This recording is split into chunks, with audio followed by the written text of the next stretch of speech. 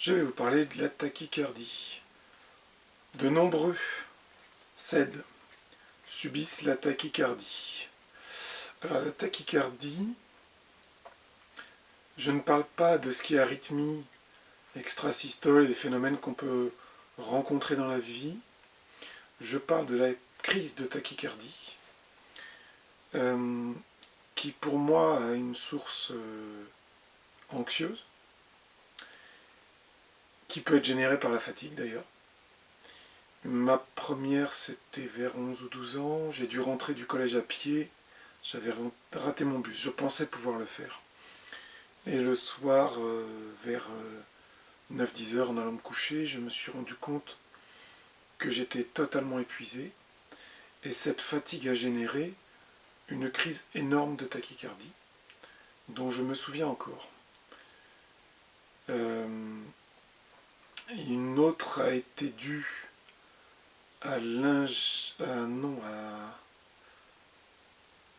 au THC. Lorsqu'on fait des expériences étant adolescent, eh bien le cannabis est une chose qui peut amener une crise de tachycardie. Alors facilement, très facilement, faites attention à ça. Qu'on appelle, ouais, c'est une crise d'angoisse, quoi, hein, finalement, qui se manifeste avec le cœur. Je pense que j'en ai eu une aussi au café, puisqu'on préparait un départ en soirée, et que pour me chauffer un peu, j'avais bu un gros bol de café noir. Voilà des raisons qui peuvent mener à des crises de tachycardie. Alors il y a aussi une phase du sommeil la nuit, où moi je suppose qu'il se passe des choses un petit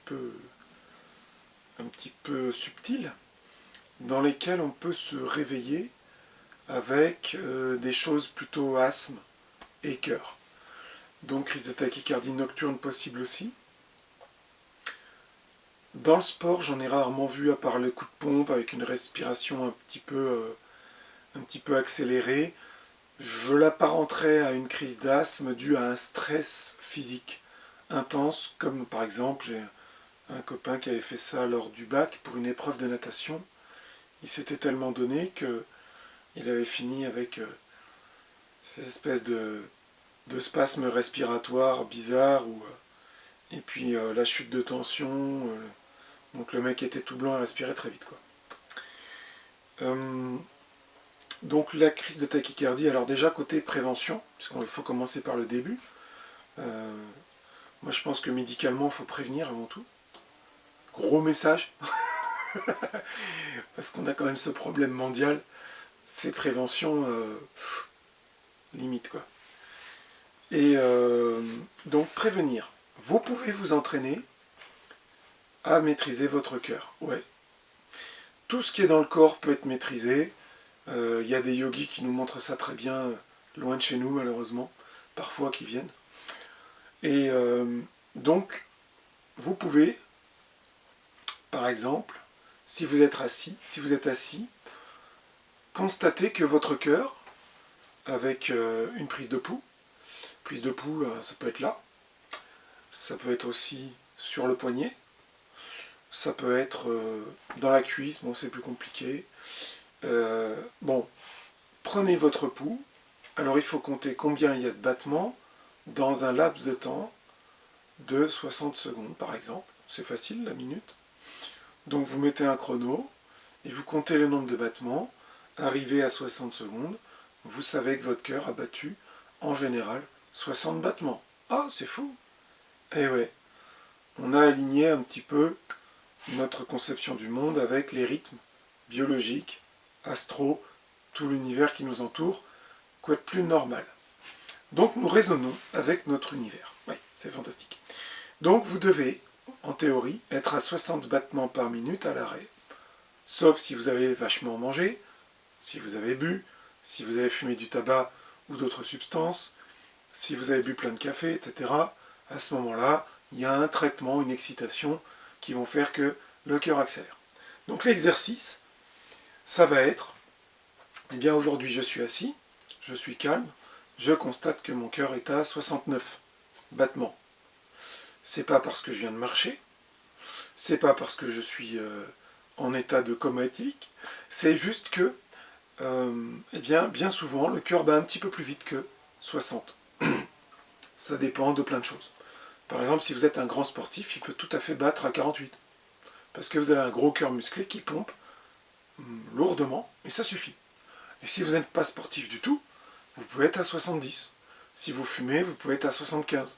Donc ça dépend des gens. Alors l'exercice, ça va être de dire, je vais mettre une montre dont j'entends les cliquetis, ou une pendule, ou un métronome de pianiste.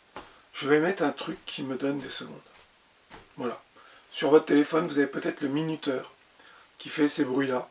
Tic-tac, tic-tac. Et je vais me concentrer pour essayer d'aligner les battements de mon cœur sur cette chose-là. Je vous garantis, pour l'avoir fait plusieurs fois, que c'est possible. Et deuxièmement, que vous n'aurez pas trop de mal à le faire. C'est-à-dire qu'en quelques essais, si ça peut s'étaler sur quelques semaines, peu importe, on n'est pas pressé. Quelques essais, vous allez pouvoir réussir à baisser le rythme cardiaque ou à l'augmenter avec un peu d'adrénaline.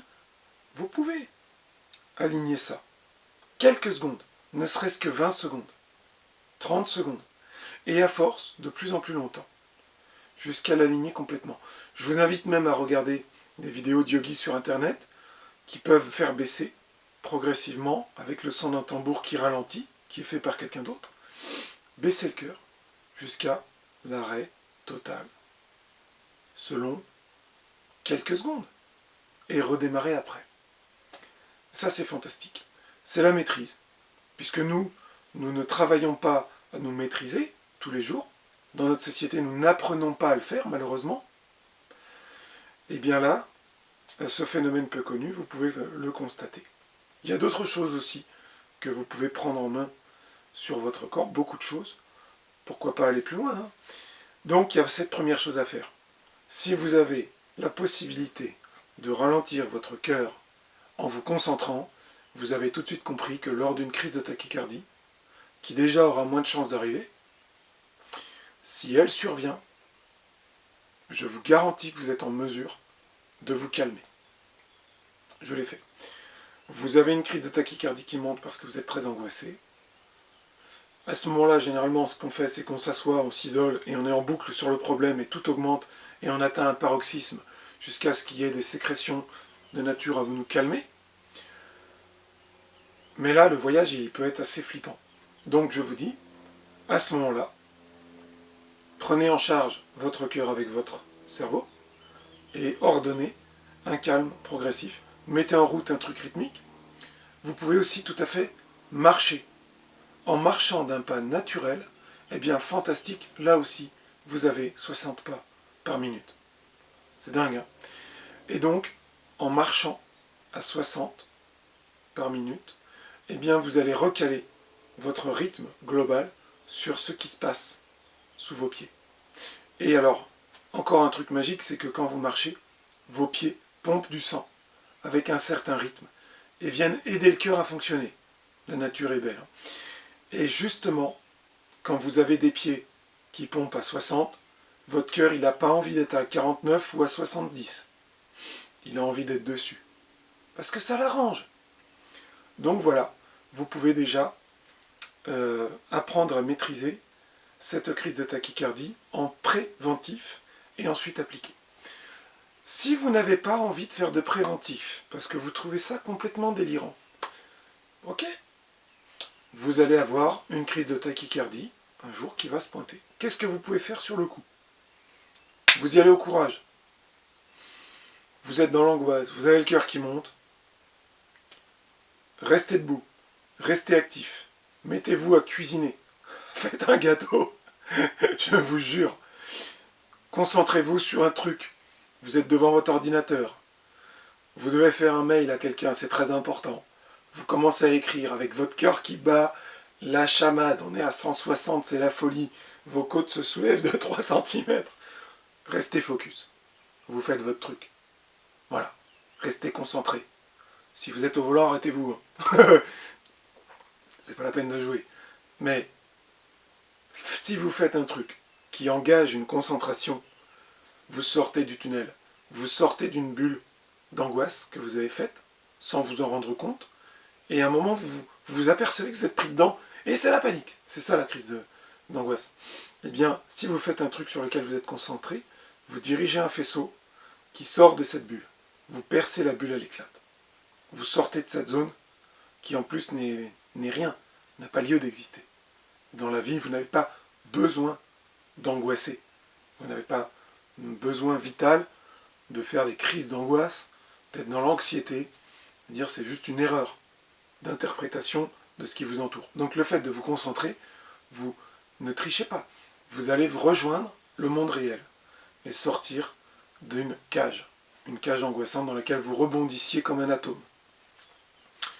Faites des pompes, faites même un truc physique. Quand vous avez une activité physique, il y a une demande du corps. Si vous êtes en tachycardie, le corps il n'est pas fou. Hein. Si vous êtes déjà à 170, il ne va pas monter à 270. Ça me paraît déjà difficile.